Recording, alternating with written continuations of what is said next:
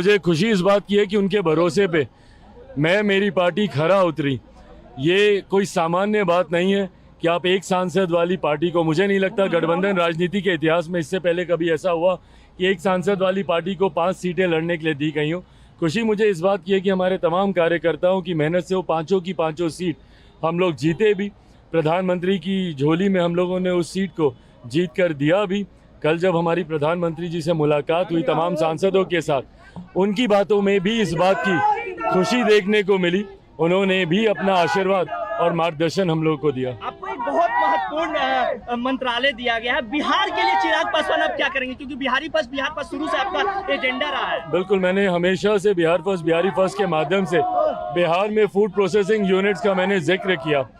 मैं हाजीपुर का केला हो या मुजफ्फरपुर की लीची हो या यहाँ का आम हो या यहाँ का मखाना हो, मैंने हमेशा कहा है कि अगर यहाँ पे प्रोसेसिंग यूनिट्स लगेंगे तो यहाँ के किसानों को ज़्यादा आमदनी मिलेगी, राज्य का राजस्व बढ़ेगा, युवाओं के लिए रोजगार के अवसर खुलेंगे।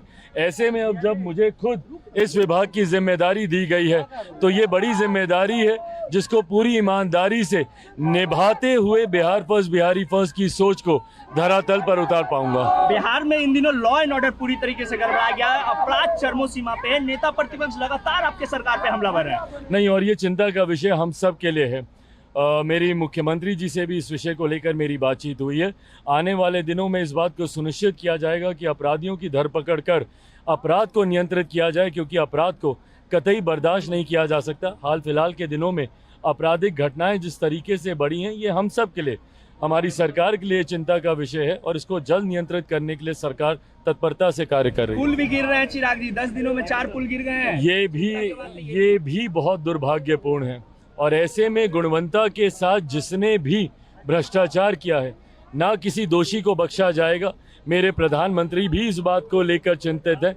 आने वाले दिनों में इस बात को सुनिश्चित किया जाएगा कि हमारी डबल इंजन की सरकार आने के बाद जो भी ऐसे निर्माण के कार्य हों उस पर गुणवत्ता का विशेष तौर पर ध्यान रखा जाए। 25 में मुख्यमंत्री बनाने का आपकी मांग कर रही है आपकी पार्टी, लगातार नारेबाजी लग रही है, आपका क्या मानना है? भाई, फिलहाल प्रधानमंत्री जी के द्वारा मुझे एक बड़ी जिम्मेदारी दी गई है, मेरा पूरा ध्यान उस ओर केंद्रित है। स्वाभाविक है, चुनाव राउंड द कॉर्नर है। लोक जनशक्ति पार्टी रामविलास भी पूरी तरीके से आगामी बिहार विधानसभा चुनाव की तैयारियों में जुट गई है। आज का जो हम लोगों ने कार्यक्रम, जो बैठक भी रखा है, उसमें भी चुनाव को लेकर कई बिंदुओं पर चर्चा हम लोग करने जा रहे हैं। पार्टी ऑफिस कब तक आप ले रहे हैं?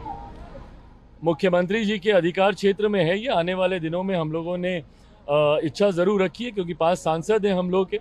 ऐसे में पार्टी का एक अपना कार्यालय होना चाहिए।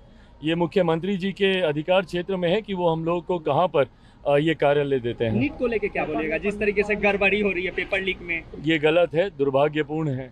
ऐसे में इतना मैं ज़रूर कहूँगा कि हमारी सरकार पूरी तत्परता, ईमानदारी के साथ छात्रों के भविष्य को सुरक्षित करने की सोच के साथ आगे बढ़ने का काम कर रही है। नीट मामले में कई स्टेक होल्डर्स हैं, कई ऐसे छात्र भी हैं जो री एग्जामिनेशन के पक्ष में नहीं है। 24 लाख स्टूडेंट इसमें इन्वॉल्व हैं। कई हैं जो चाहते हैं री एग्जामिनेशन हो। इस बीच दोनों ही पक्ष न्यायालय भी गए हैं।